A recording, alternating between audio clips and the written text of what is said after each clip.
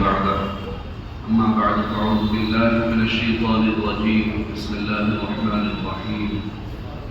يا أيها الذين آمنوا توبوا إلى الله توبة نصوحا صدق الله العظيم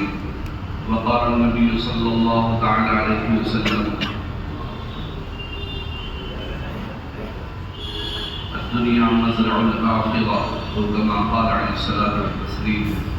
اللهم صل على سيدنا محمد وعلى آل سيدنا محمد وبارك وسلم اللهم صل على سيدنا محمد وعلى آل سيدنا محمد وبارك وسلم اللهم صل على سيدنا محمد وعلى آل سيدنا محمد وبارك وسلم محترم دینی بھائیوں، اللہ جل شانہ کا بے انتہا فضل و احسان ہے، ہم سب ایمان و عافیت کے ساتھ تشریف میں جمع ہیں۔ رب ذوالجلال ہمارے جمع ہونے کو قبول فرمائے، نفع بخش بنائے، تقیٰ آخرت بنائے۔ اللہ تبارک و تعالیٰ نے قرآن کریم میں ایک بڑی خوبصورت آیت اتاری ہے، یا ایھا الذین آمنوا، اے وہ لوگ جو ایمان لائے،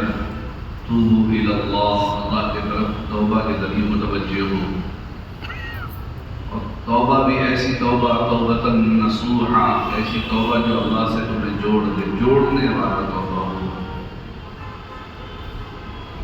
اللہ تعالیٰ اس کے عوض میں تمہارے تمام گناہ معاف کرنے کا وعدہ فرماتے ہیں۔ امید ہے کہ تمہارے تمام گناہ معاف کر دیے جائیں گے، کل قیامت کی رسوائی سے بچنے کا ذریعہ ہوگا، جنت کے حاصل ہونے کا ذریعہ ہو جائے۔ اللہ تعالیٰ ہم سب کو نصیب فرمائے۔ شعبان المعظم کی پہلی تاریخ ہے، اس عظمت والے مہینے میں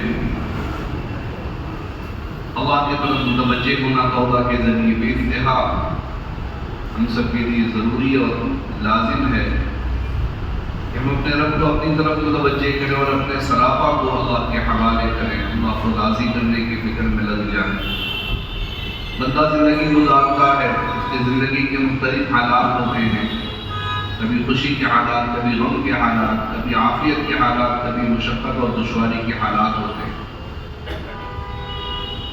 مختلف حالات میں مختلف قسم کے اعمال کیا کرتا ہے۔ اللہ کے یہاں ہر عمل کا ریکارڈ موجود رہے گا، اور اللہ کی طرف سے وعدہ ہے کہ نیک عمل اللہ تعالیٰ برے عمل کے کفارے کے عوض بنا دیتے ہیں۔ نیک عمل کی توفیق ملنا یہ اللہ کی طرف سے بڑی قبولیت کی علامت ہے، لیکن نیک عمل کی توفیق جب ہی مل سکتی ہے جب ہم اللہ کو راضی کرنے کی نیت، کوشش، پختہ عزم کے ساتھ دل میں ارادہ رکھیں، اور اسی کا نام توبہ ہے۔ اللہ کی رضا کی طلبگار بننا، اللہ کے ناراضی کا خوف ہونا، یہ اللہ سے نعمتوں کے حاصل کرنے کا ذریعہ ہے، اللہ سے اپنے گناہوں کے معافی کرانے کا ذریعہ ہے، اللہ سے توفیق کا مستحق بننے کا اہم ترین ذریعہ ہے۔ توبہ اتنا عظیم الشان عمل ہے، بارہا آپ نے توبہ کی فضیلتیں سنی ہیں۔ توبہ کے عنوان سے کچھ ضروری باتیں یہ ہے کہ توبہ کسے کہتے ہیں۔ ہر عمل کے کرنے کا کچھ طریقہ بھی ہوتا ہے۔ نماز کے مختلف فضائل آپ حضرات نے سن رکھے، لیکن نماز کے مسائل، نماز کا طریقہ، نماز کے فرائض واجبات سیکھنے پڑتے ہیں، ایک ایک رکن سیکھنا پڑتا ہے۔ توبہ عظیم الشان عمل ہے، توبہ کی بڑی فضیلت ہے۔ اللہ تعالیٰ توبہ کرنے والے کو پسند فرماتے ہیں۔ بعض اوقات گناہوں کے بدل میں اللہ تعالیٰ نیکیاں برآمد فرما دیتے ہیں، اللہ خوش ہو جاتے ہیں، لیکن توبہ کا طریقہ کیا ہے؟ توبہ کے لیے شرائط کیا ہیں؟ کیسے توبہ کرنی چاہیے؟ کیا توبہ کہہ لینا توبہ ہے؟ استغفار پڑھ لینا توبہ ہے؟ گال پہ تھپڑ مار لینا توبہ ہے؟ کان پکڑ لینا توبہ ہے؟ توبہ کے شرائط اللہ والوں نے لکھے ہیں، خاص کر کے امام غزالی رحمۃ اللہ علیہ نے بڑی تفصیل سے لکھا ہے۔ پہلی شرط یہ لکھا ہے کہ جس عمل سے توبہ کر رہا ہو فوراً اس کے چھوڑنے کا ارادہ کر چکا ہو، کہ یقینی طور پہ اللہ سے عہد و پیمان مان لے وہ عمل آئندہ نہیں کروں گا۔ اب اپنے برے اعمال کو یاد کرنا اور اس سے مکمل طور پہ اللہ سے عہد و پیمان مانا کہ اللہ اب جان بوجھ کر یہ نہیں کریں گے، جیسا بھی بڑا گناہ ہو، جیسا بھی بدترین قسم کا گناہ ہو، جتنا بڑا گناہ ہو، اللہ سے عہد و پیمان ضروری نہیں ہے کسی کے ہاتھ میں ہاتھ رکھ کے باندھے، کسی کو کہہ کر باندھے، کسی سے کہلوائے، کسی سے سنوائے۔ بندہ کا اللہ سے معاملہ ہے، اللہ کا بندہ سے معاملہ ہے، دو قطرہ آنسو اللہ کے سامنے بہائے، اپنے گناہ کو یاد کرے، اللہ اتنے بڑے میں نے گناہ کر رکھے ہیں، آپ نے آج توبہ کی توفیق دی، قبول فرما لی۔ اس کیفیت سے اپنے گناہوں کو یاد کر کے اللہ سے عہد باندھے کہ اللہ وہ فلاں فلاں فلاں فلاں اس قسم کے گناہ آئندہ نہیں کروں گا۔ پہلی شرط نہ کرنے کا عزم، فوراً چھوڑ چکا ہو، نہ کرنے کا عزم ہو، اور اس کے ساتھ ساتھ ندامت بھی ہو، فوراً باز آ جائے۔ یہ توبہ نہیں کہلائے کہ اچھا آج کر لیتے ہیں پھر نہیں کریں گے، یہ توبہ نہیں۔ اچھا کچھ دن کر لیتے ہیں پھر آئندہ معافی تلافی اللہ سے کر لیں گے، یہ توبہ نہیں۔ فوراً باز آ چکا ہو، اچھا آج توبہ کر رہے ہیں، آئندہ کا موقع دیکھیں کہ جیسا ہو، کبھی بچ جائیں گے، کبھی ہوگا تو پھر توبہ کر لیں گے۔ بعض اوقات ہم کہہ بیٹھتے ہیں 2 رکعت قدر صلاۃ توبہ پڑھ لیں گے عمل کرنے کے بعد، یہ گناہ ہو گئی، اللہ سے استہزاء کرنا ہو۔ کسی عمل کے بارے میں کہہ رہے ہیں یہ عمل کے گناہ کرنے کے بعد پھر سے وہ عمل کفارے کے طور پہ کر لیں گے، گناہ کا ارادہ کرنا اور پھر توبہ کی نیت یا توبہ کے بارے میں سوچنا، یہ استہزاء ہے۔ اس لیے یہ نہ ہو، فوراً باز آ جائے، نہ کرنے کا پختہ ارادہ ہو، اور اس کے ساتھ نادم و شرمندہ بھی ہو، نادم و شرمندہ بھی ہو، اور اس کے ساتھ ایک بہت بڑی شے، اگر اس گناہ کا تعلق کسی بندہ سے ہے تو اس بندہ سے بھی معاملہ حل کرائے۔ بعض گناہ، بعض جرم ایسے جو اللہ سے، بندہ کا بندہ سے اللہ کا معاملہ ہوتا ہے۔ نماز چھوٹ گئی، روزہ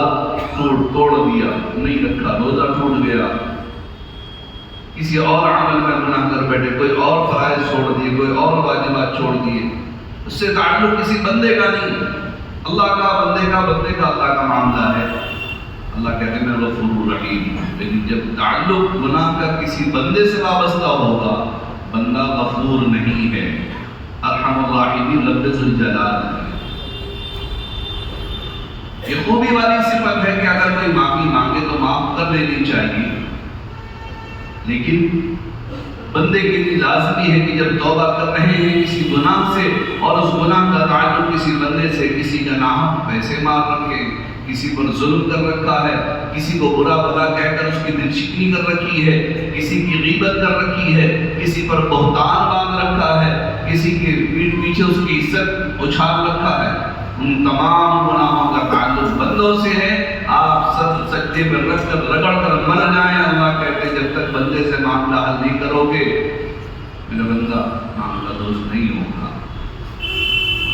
کچھ نہیں کر لیں، بندہ پختہ ارادہ کر چکا ہے، اس ارادے کو اللہ خوب جانتے ہیں۔ بعض اوقات ایسے مسائل آ بیٹھتے ہیں جن کا مال یا کسی اور اعتبار سے جن کا کوئی حق تھا، کوئی بندے کے ساتھ معاملہ تھا، وہ بندہ اس دنیا سے جا چکا ہے، علماء کرام فرماتے ہیں اس کے اہل خانہ سے معاملہ رجوع کرے، اگر مالی تعلق ہے اس کو ادا کرے، معافی تلافی ہے اللہ سے معافی تلافی بھی کرے، اس کے گھر والوں سے معافی تلافی کرے، کوئی صدقہ خیرات بھی اللہ سے کرے، اللہ وہ گزر چکا ہے، اب کیسے مسئلہ حل ہوگا؟ اس لیے میرے بھائیوں بزرگوں بادشاہ میں بھی کہا کرتا ہوں، میں نے اللہ والوں سے کثرت سے سنا ہے کہ سب سے زیادہ ڈرنی چاہیے بندوں کی حق تلفی سے۔ اللہ کے معاملے میں کچھ کمی آئے گی، اللہ غفور رحیم ہے،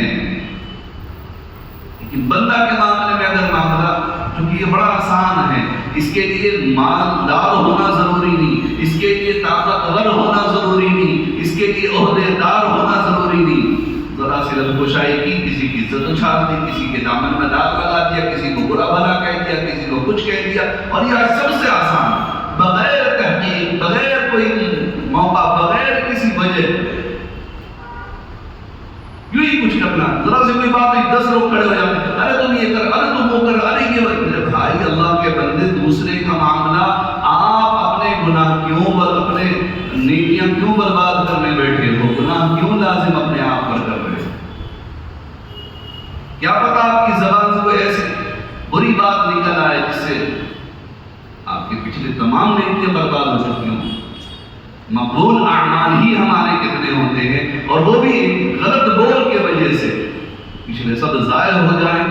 اس لیے بہت بچنا چاہیے۔ اس لیے آقا صلی اللہ علیہ وسلم نے بہت خبردار کیا اور ڈرایا اور دھمکایا بھی ہے اس سے، اور اتنے کثرت سے موجود ہے اس سلسلے میں۔ حضرت معاذ رضی اللہ عنہ کی جو مشہور حدیث ہے، اس کے علاوہ بھی اتنی کثرت سے کہ بندہ اگر 2 چیز کی ضمانت لے لے، میں جنت کی ضمانت لیتا ہوں، آقا صلی اللہ علیہ وسلم نے اپنے آپ پر واجب کیا، میں جنت کی ضمانت لیتا ہوں، ایک زبان دوسری شرمگاہ۔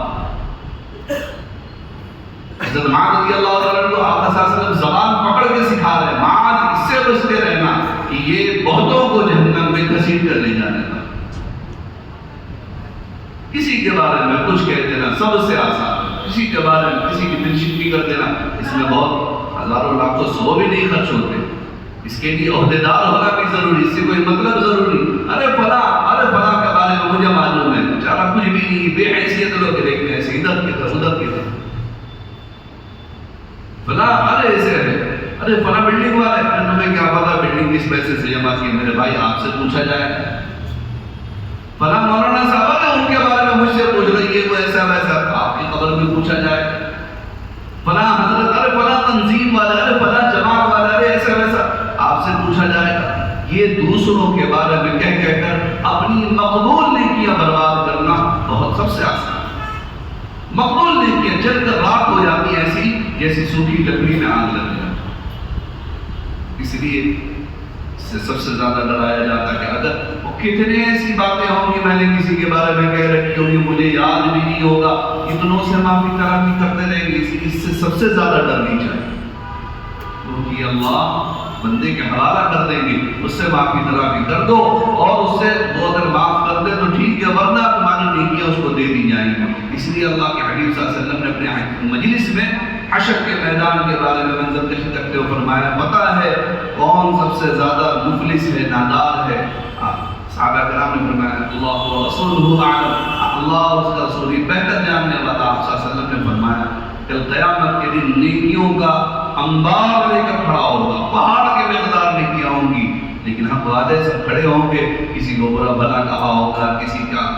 کسی کو ایذا رسانی کی ہوگی، کسی غیبت کی ہوگی، کسی کو بہتان باندھا ہوگا، کسی کے کچھ کہا ہوگا، کسی کے بارے میں کچھ بدگمانیاں کی ہوگی، سب آئیں گے۔ آج ہم کتنے خطرے کے بول بیٹھتے، ارے میرا کون کیا بگاڑ لے گا، اور میں کسی سے ڈرتا ہوں، اور میں اس کے منہ کے سامنے یہ بات کہنے پر قادر ہوں۔ کون سا کمال ہے؟ کون سا کمال ہے یہ بھائی بتاؤ تو صحیح۔ جو تمام بدبختیاں اور یہ کینسر ہے دل کا جس کا علاج نہیں ہو سکا، یہ دل کا کینسر ہے جس کا آپ اظہار کر رہے ہو۔ اس لیے ضروری ہے، اللہ تعالیٰ نے ہمیں ہماری خلقت 2 چیز سے فرمائی ہے، مٹی سے ہمارا جسم بنا ہے، اور اللہ کے امر حکم سے ہماری روح بنی ہے۔ مٹی کا تعلق زمین و دنیا سے ہے، اس کی ضروریات دنیا سے پوری ہوگی، اس کا حل دنیا میں، اس کا علاج دنیا میں، اس کی کمی اس کا سب کچھ، اس کی ضروریات مکمل طور پہ ہمیں دنیا میں ملتی ہے، لیکن روح اس کا تعلق اللہ کے حکم، اللہ کے امر سے ہے، اور اللہ کے نورانی ماحول سے ہی اس کا علاج، اللہ والوں کے اور روحانی طور پر زندہ لوگوں کی مجلسوں سے اس کا علاج، اور روح دیکھی نہیں جا سکتی، غیر شعوری طور پہ جو بیماریاں ہیں ان کے معالجین کے بغیر حاصل ہوئے، ان کے صحبت کے بغیر حاصل اس کا علاج ممکن نہیں ہوتا، اس لیے محسوس بھی نہیں ہوتا۔ آدمی کو ناک کی جو سونگنے کی صفت ہے وہ خراب ہو جائے، اس کے سامنے غلاظت رکھ دو یا عطر رکھ دو، کیا فرق پڑتا؟ آپ نے خوب دیکھا ہوگا، کوئی عجیب بات نہیں، مثال کی آسان سی بات ہے، کچھ لوگ اس پر بھی معمول ہے، اللہ تعالیٰ ان کو جزائے خیر دے، وہ غلاظت صاف کرتے ہیں یا انہیں بدبو نہیں محسوس ہوتی، انہیں ناک نہیں ہوتی، عادی ہو چکے ہوتے، ان کی یہ جو صفت ہے وہ عادی بن چکی ہوتی۔ اسی پہ وہ اپنے کھانے پینے تمام چیزیں کر بھی رہے ہوتے ہیں، بات بھی کر رہے ہوتے ہیں، ہنسی مذاق بھی کر رہے ہوتے ہیں، اسی میں لگے ہوئے ہوتے ہیں. لیکن ایک باشعور انسان دور سے دیکھا کہ وہ نہیں آئی، دیکھ کر وہ اپنے ناک پر کپڑا باندھ کے دیکھنا تصور نہیں کرتا، گزر جاتا. کیونکہ اللہ نے اس کی تمام صفتیں درست رکھی ہیں اور طبیعت درست ہے، طبیعت میں کوئی کمی نہیں. بیعین یہی مثال ہے، اگر انسان کی روحانیت مریض ہو چکا ہو پھر وہ تمام چیزیں اس سے کوئی فرق نہیں پڑتا، وہ ڈھٹائی کے ساتھ تمام کام کرتا ہے، جس سے اس کی روح بعض اوقات مر جاتی ہے. بعض اوقات روحانی طور پر انسان مر چکا ہوتا ہے، اس لیے اتنا بے حس ہو چکا ہوتا ہے، اس میں اور کسی جانور میں فرق محسوس نہیں ہوتا. وہ کسی کی بھی عزت اچھالنے سے گریز نہیں کرتا، وہ اللہ کی بغاوت سے گریز نہیں کرتا، وہ مسجد کی پامالی سے گریز نہیں کرتا، وہ تمام اہل پار کر سکتا ہے. روحانیت ختم ہو چکی ہے، اس کا تعلق روح سے ہے. آپ اللہ کے سامنے دو قطرہ آنسو بہائیں اور پھر جو کیفیت محسوس ہوگی اس کا تعلق جسم سے نہیں ہوتا. اللہ کی قبولیت ہوگی، روم پہ روم اس کی گواہی دیتے ہیں اللہ نے تمہاری دعا سن لی ہے، اللہ کی آپ قبول ہو گیا ہے. اس لیے میرے بھائیوں بزرگوں، یہ چیزیں ایسی ہیں اس کا تعلق جب کسی بندے کے ساتھ کسی کی دل شکنی والا مسئلہ کوئی اور مسئلہ ہے، آپ بے انتہا ہمیں ڈرنا چاہیے. آپ کوشش کریں اس لیے کہ کہیں کوئی ایسی بات نہ ہو جس سے ہماری توبہ جو ہے رد کر دی جائے. رمضان مبارک آ رہا ہے، گزر رہا ہے، آ رہا ہے، گزر رہا ہے. کہیں 50 سال کی عمر ہے تو 50 رمضان گزار دیے، کہیں 40 سال کی عمر ہے 40 رمضان گزار دیے. زندگی کیوں نہیں بدل رہی؟ اجتماعات میں شرکت، جمعہ کے بیانات میں شرکت، روزانہ 5 وقتہ میں شرکت، کیفیت کیوں نہیں بدلتی؟ نظریں بدرگائی سے نہیں بچتی، زبان بد زبانی سے نہیں بچتی، دل بدگمانی سے نہیں بچتا، تصورات دوسروں کے برے خیال برے گمان رکھنے سے نہیں بچتا. کیوں بھائی؟ وجہ یہ ہے کہ ان تمام چیزوں کا علاج ہی نہیں ہوا، علاج ہی نہیں ہوا. سرسری طور پر بس فارمیلٹیز ادا کر رہے ہیں، فارمیلٹیز ادا کر رہے ہیں. یہی مثال ایسی جیسے ڈاکٹر کہے کہ بھئی یہ دوا کھانے اور آپ پابندی سے آیا کریں، دوا لے جائیں اور لے جا کر گھر میں اچھے بڑے خوبصورت تاب میں سجا کر رکھ دیں، استعمال نہ کریں. مہنگی دوا ہے، خرید لیجیے آپ نے، لے جا کر اچھی طرح تاب میں سجا کر. ڈاکٹر صاحب میں نے دوا لے لی، بہت مہنگی دوائی تھی، میں نے پھر بھی خرید لی. ہم استعمال ہی نہ کریں، علاج ہو جائے گا. میں پابندی سے آپ کے ڈسپینسری میں آتا ہوں، علاج ہو جائے گا. طریقہ کار ہے، جو حکم ہے، جو بتلایا گیا ہے، اس کے اعتبار سے اپنی زندگی کو بدلنے کی کوشش، ظاہر سب شکل موجود ہے. یہ نماز ہی کافی تھی ہماری اصلاح کے لیے، لیکن کیوں نہیں اور اس کے حد تک ہم نے پہنچانے کی اس کی کوشش نہیں کی. نمازیں وہ بھی ہوتی تھی کہ 2 رکعت پڑھ کے کھڑے ہونے پر ایسے دل کانپ جاتے تھے، چہرہ بدل جاتا تھا اور اللہ کا حضور نصیب ہوتا تھا. اور نمازیں ہم جیسوں کی بھی ہے، نماز کے سجدے میں سر ہوتا اور خیالات اس کے دکان پر ہوتا، بھی جا کر نماز پڑھنے کے بعد فوراً فلاں سے ملنا فوراً. بلکہ بعض اوقات تو وہ بھی ہوتا جو بعد نماز کے خیال نہیں آتا، نماز میں جلدی آ جاتا. اس لیے ضرورت یہ ہے کہ ہم اپنی اصلاح کوشش کریں، اور اصلاح کے لیے سب سے لازم ہے گناہوں کو یاد کرنا، اپنے غلطیوں کو یاد کرنا اور یاد کر کے اس سے اللہ سے اس معاملے کو حل کرانا، اس زخم کا علاج کر لینا، اس پہ مرہم اللہ کی قبولیت کی مرہم اس میں لگا لینا. کیوں؟ اگر کسی بندے کا معاملہ ہے، بندے سے حق ادا کریں. مال کا معاملہ، مال ادا کر رہے ہیں. کسی کو برا بھلا کہہ دیا، بھائی میں نے برا بھلا کہہ دیا، چاہو تو تم بھی کہہ دو، چاہو معاف کر دو. میں نے تم پر ظلم کیا تھا، میں جوان تھا، میں طاقتور تھا، تو پر میں نے ہاتھ اٹھا دیا تھا، بھائی اللہ کے واسطے معاف کر دے. عاجزی، انکساری، پھر آپ کو عروج اور روحانیت کی صحت مندی ایسی میسر ہوتی تو پھر لطف آئے گا ہر شے میں. اللہ کے رضا والے اعمال میں مزہ نصیب ہوگا. یہ جب ہوگا لیکن روحانیت کا علاج اس کو ہم اپنے لیے لازم کریں گے، اس کو ہم اپنے لیے لازم کریں گے. ہم نہیں کر رہے تو ہر کچھ موجود ہے لیکن اس کا فائدہ ہمیں کچھ نہیں. یاد رکھیں جس گناہ سے توبہ کرنا ہے سب سے پہلے اس سے باز آنا. آئندہ نہ کرنے کا پختہ عزم ہو، ندامت بھی ہو جو کیا میں نے اللہ کو ناراض کیا ہے، اللہ بہت بخشنے والے ہیں۔ اور پھر اگر اس گناہ کا تعلق کسی بندے سے ہے تو بندے سے بھی گڑ گڑا کرو، معافی تلافی کر کے ہو، کچھ دے کر ہو، کیسے بھی کر کے ہو، کہ بھئی اس کے بغیر چارہ کار نہیں، اس کے بغیر چارہ کار نہیں۔ اور مشکل نظر آئے تو اللہ والوں کی زندگیاں پڑھیں جنہوں نے توبہ میں زندگیاں گزار دی، توبہ میں زندگیاں گزار دی کہ بھئی توبہ ہو جائے۔ صحابہ کرام سے بڑھ اللہ علیہ کون ان کی زندگی ملتی ہے نا، صنف نازک ہے، خاتون صحابیہ ہے، یا رسول اللہ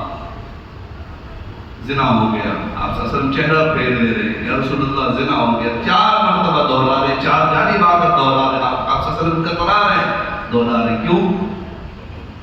جسم تو پاک کر سکتے، روحانیت ناپاک ہو چکی ہے، روح ناپاک ہو چکی، اسے پاک نہیں کریں گے، اس ناپاکی کے ساتھ اللہ کے سامنے کس منہ سے کھڑے ہوں گے؟ یہ کیفیت احساس زندگی تھی، ناپاکی کا احساس ہو رہا تھا، غلط احساس ہو رہا تھا، اس احساس نے مجبور کیا کہ رسول اللہ مجھے پاک کر دیجیے، لفظ ہے مجھے پاک کر دیجیے۔ آپ صلی اللہ علیہ وسلم نے کہا بھائی اگر حمل ہے تو اسے اس کا قصور نہیں ہے، اسے جب تک بچہ نہ ہو جائے تو اس کے بعد آئیں، بچے کی ولادت کے بعد آئیں،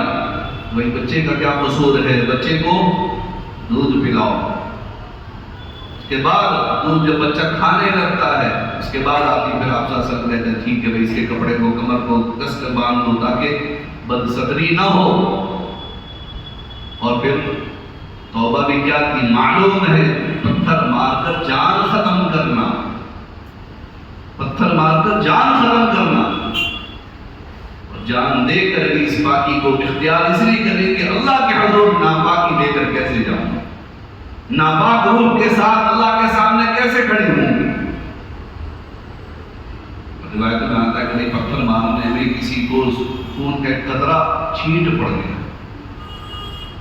کچھ ناگواری الفاظ، ناگواری کے انداز میں الفاظ ان کے زبان سے صادر ہوا، آقا صلی اللہ علیہ وسلم تک بات پہنچی، آقا صلی اللہ علیہ وسلم نے ناراضگی کے اظہار فرمایا تمہیں پتہ بھی ہے یہ کیسی توبہ کی ہے اس مدینے اللہ کے، کہ اس کے توبہ کو اگر مدینے والوں نے تقسیم کر دیا اللہ تعالیٰ تمام کی مغفرت فرما دے۔ اس لیے میرے بھائیوں بزرگوں، توبہ اتنا بڑا عمل ہے، اتنا بڑا عمل ہے، لیکن اس کے لیے شرط یہ کہ احساس بھی وہ ہو،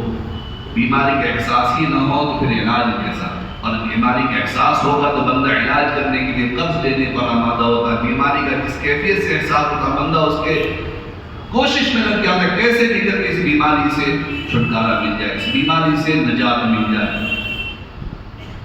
بارہا سن لے، اب جو مہلک مرض کی کثرت ہو گئی ہے، پتہ ہے انسان کو کینسر ہے، دوسرا اسٹیج ہے، تیسرا اسٹیج ہے، خطرناک ہے، ڈاکٹر بھی جواب دے رہے ہیں، پھر بھی کوئی ایسا ہے جو علاج کرنے سے رکتا ہے، پتہ ہی نہیں کہ کب کیا ہو جائے، ڈاکٹر نے جواب بھی دے دیا، اس کے باوجود علاج سے نہیں رک رہا، شاید کام آ جائے، شاید کوئی مسئلہ حل ہو جائے، شاید علاج ہو جائے، امید لگائے ہوئے گناہ پہ گناہ، گناہ پہ گناہ کرتے جا رہے، ناگواری ہے، نافرمانی کا انبار موجود ہے، اس کے باوجود بھی اس امید پہ رہتے اللہ معاف کرنے والا، اللہ معاف کرنے والا۔ میرے بھائیوں بزرگوں، بغیر ہماری کوشش، بغیر ہمارے طلب کے، اللہ کا اصول ہے اس کے بغیر نہیں، اگر ایمان کے ساتھ دیں اور گناہوں کا بوجھ لے کر دیں، ان گناہوں کے بوجھ کو بھگتنے میں اس دنیا جیسی ہزاروں زندگیاں گزر جائیں گی، آسان ہے جہنم کی دہتی اندر، ڈرنا چاہیے اور اللہ سے معافی تلافی کرنی چاہیے۔ اور رمضان المبارک آ رہا ہے، اس کے استقبال کے لیے شعبان المعظم ہے، ابھی سے اپنے آپ کو، اپنے گناہوں کو یاد کر کر کے توبہ، حق والوں کے یاد کر کر کے اس کی ادائیگی، جیسے حقوق ہو، مال کا حق ہو، زبانی حق ہو، کسی اور اعتبار سے کوئی مسئلہ ہو، اپنے آپ اور اللہ کے واسطے دوسروں کے بلا وجہ کی چیزوں میں زبان کھولنے سے بڑا گریز کرنی چاہیے، بڑا گریز کرنی چاہیے، کیونکہ اس کی تلافی کتنوں سے معافی مانگو، بلا وجہ دوسروں کی چیزوں میں آج 4 آدمی آپ کھڑے ہو جائیں، 40 کا فوراً آ جائیں، ہاں بھائی کیا ہوا، بھائی کیا ہوا، کیا بھائی ہم اتنے بیکار لوگ، ہمارے پاس کام ہی نہیں ہے کیا؟ نماز کے لیے آنے کی دعوت دی جائے، بیچارے گشت میں جاتے ہیں، دعوت کے محنت والے ایسے بھاگ کر کے اللہ کا اللہ آ گیا بھاگ رہے ہوں کیوں؟ تکلیف ہوتی ہے روحانیت کے بیمار ہونے کی وجہ سے تکلیف ہوتی ہے۔ ایک بہت اہم نسخہ لکھا ہے کہ جب تک بری صحبت سے اپنے آپ کو نہیں نکالو گے توبہ کرنا بہت مشکل ہے۔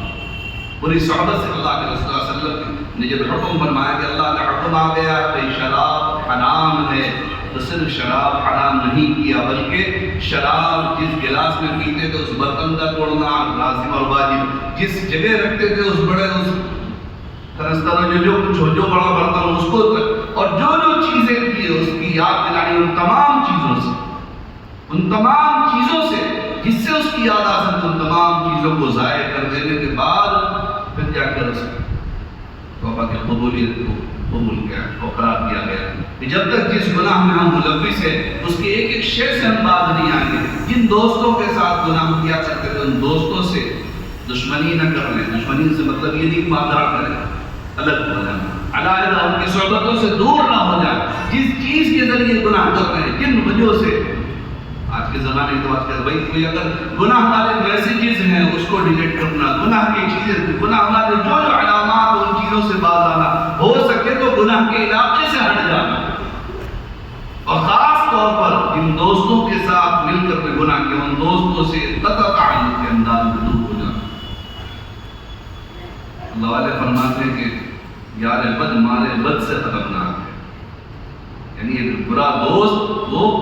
زہریلے سانپ سے زیادہ، مار کے معنی فارسی زبان میں سانپ آتے ہیں، زہریلے سانپ سے زیادہ خطرناک، اور بعض جگہ تو لکھتے ہیں برا دوست شیطان سے خطرناک ہے۔ ہمارے حضرت فرماتے ہیں جب میں نے یہ پڑھا کہ سانپ سے زیادہ خطرناک ہے تو سمجھ میں آتا سانپ ڈسے گا دنیا کی جان جائے گی، برا دوست گناہوں پر آمادہ کر دے گا، آخرت برباد ہو جائے گی، اتنا مسئلہ۔ لیکن شیطان سے زیادہ خطرناک بھائی مسلمان دوست ہو سکتا ہے، شیطان ابلیس عزازیل جہنم کا ایندھن، اور مسلمان صاحب ایمان والا کلمہ والا، آخر اس کو کیوں قرار دیا گیا شیطان سے زیادہ خطرناک ہے برا دوست، بری صحبت کیوں قرار دیا گیا؟ اس کا علاج بتا کہ میں نے اپنے حضرت سے پوچھا، حضرت بات ہضم نہیں ہو رہی کہ شیطان سے زیادہ خطرناک برا دوست کیوں قرار دیا گیا؟ کہ شیطان وسوسہ ڈالتا ہے، گناہوں کے راستے سجاتا ہے، گناہوں کا حکم کرتا ہے، گناہوں کے نئے نئے طریقے دکھلاتا ہے، لیکن کسی گناہ پر مجبور نہیں کرتا۔ برا دوست خرچ کر کے، ہاتھ پکڑ کے، زبردستی کر کے، ضد میں آ کر دوستی کا دہائی دیتے ہوئے گناہگار ہے تو اس پر کرا بیٹھنا۔ اس لیے یار بد مارے بد سے خطرناک، برے صحبت سے اگر باز آنے کی کوشش نہیں کی، اللہ نے جنہیں اولاد دی اپنے دوستوں، اپنے اولادوں کے دوستوں پر نظر رکھی، اور اللہ کے واسطے اپنے بچوں کے اس اعتبار پر خود بھی ہم سب بھی ہم کیسے ہیں، ہم اپنے دوست احباب کے اپنے ہم نشینوں سے پرکھ لیں کہ ہم نیک ہیں یا اللہ کے ہم کیا ہیں۔ ہمارے دوست احباب دین والے ہیں یا بددینی والے ہیں، ہمارے دوست احباب اللہ سے قریب کرنے والے ہیں یا جہنم میں دھکیلنے والے ہیں۔ دنیا کا اصول بھی، دنیا میں کتنی برائیاں اور کتنے دھوکے اور کتنا جان تک کیا، جان بھی عزت بھی سب برباد کرنے میں بڑی تعداد دوستوں کا آنا ہوگا۔ اللہ کے واسطے اس لیے ایسا ہو جہاں اللہ سے محسوس ہو، یا تو آپ شیطان سجائے گا بھائی پھر کیا ہو، قطع تعلق کر لے، قطع تعلق بھی تو گناہ، یہاں قطع تعلق کا حکم ہے اگر اللہ کی ناراضگی ہو رہی، اگر اللہ کی ناراضگی سے کوئی معاملہ بن رہا، آپ کو قطع تعلق کا حکم ہے۔ جس طرح ماں باپ کی اطاعت فرض اور واجب اور لازم ہے، لیکن ماں باپ پہ اگر گناہ کا حکم کرے تو وہاں نافرمانی لازم ہے۔ خود مفتی صاحب نہ بن جایا کرے، خود ہی ایک دوسرے کے مطابق فیصلہ کر دیا، یہ ایسا تو ایسا ہوگا، وہ ایسا تو ایسا ہوگا، اپنے سلسلے میں بڑا چور ثابت ہوتا ہے انسان، بہانے خوب بنا لیا کرتا ہے۔ ہم مولویوں کو بھی حکم ہے کہ بھائی اپنے بارے میں بھی خود فیصلہ نہ کرو، مسائل اپنا ہو تو ڈاکٹر اپنا علاج نہیں کر سکتا۔ اس لیے عام جب ہمارا ماحول ہی دین والا یا اللہ والا نہیں ہے تو خود فیصلہ، یا کوئی کتاب اٹھا لیا، کوئی بیان سن لیا، کوئی یوٹیوب میں سرچ کر لیا، کسی کے پاس جاؤ، اپنے بارے میں ذرا غور و فکر کرو، کوئی شرم کی بات ہے اپنا نہ کہو، کسی غیر کا یوں ہی نام لے لو، مصنوعی نام، بھائی فلاں صاحب، ایک صاحب کا ایسا معاملہ، اگر ایسا ہو تو کیا کیا جائے، اس طرح معلوم کرے اور معلوم کرنے کے بعد پھر اس کا علاج اختیار کرے کہ رمضان مبارک آئے ہم گناہوں سے پاک ہو کر رمضان میں داخل، کیونکہ یہ تمام چیزیں جو نظر آ رہی ہیں گناہوں کی نحوست ہے، ملک میں یہ تمام قوانین کا نافذ ہونا، یہ ہونا وہ ہونا، ایک بہت بڑی وجہ نہیں ہے کہ ہم اللہ کے نافرمان ہو چکے ہیں، بہت بڑی وجہ نہیں ہے کہ ہمارا معاشرہ اللہ والوں کا یا ایمان والوں کا نظر نہیں آتا، جھوٹ دھوکہ حرام خوری، آپس کی رنجشیں، ایک دوسرے کی بہتان بازیاں، ایک دوسرے کے ساتھ ظلم و ستم ہم نے جتنے کر رکھے اس کی نحوست نہیں۔ اگر ہم اپنے آپ کو درست نہیں کر سکتے دوسروں سے اچھی امیدیں کس منہ سے لگا سکتے؟ اللہ ہم سب کو سچی توبہ کی توفیق نصیب فرمائے، اللہ سے تعلق درست کرنے کی توفیق نصیب فرمائے، اور اللہ سے تعلق کے درمیان جو آڑے آئے اس سے پورے طور پر باز آ جانے، اس سے بچنے کی اور بچانے کی توفیق نصیب فرمائے۔ وآخر دعوانا